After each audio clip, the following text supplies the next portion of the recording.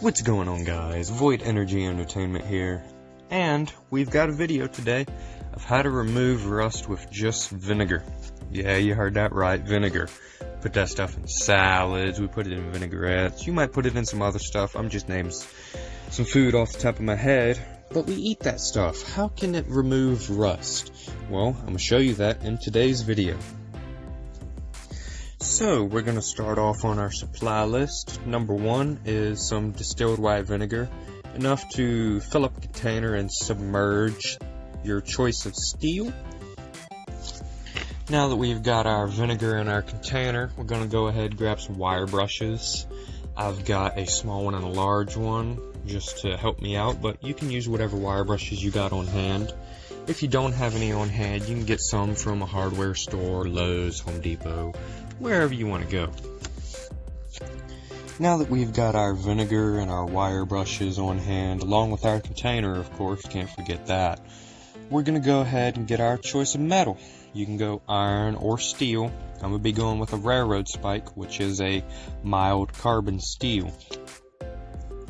Now that we've got our supplies on hand along with our choice of steel, we're going to go ahead and fill up a container with vinegar. Got to have enough vinegar in there to submerge your choice of steel. Then we're going to go ahead and get our wire brushes, and we're going to lightly scrape off all the dirt and debris off your choice of steel. As you can see in my photos, this is what it looks like with the dirt and debris moved. It's pretty rusty, so this vinegar is going to have a lot of work to do.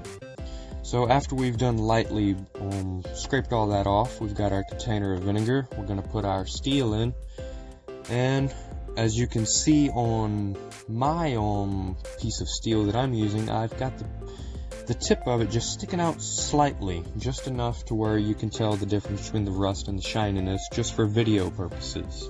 You would want to fully submerge your piece of metal to get all of that rust off.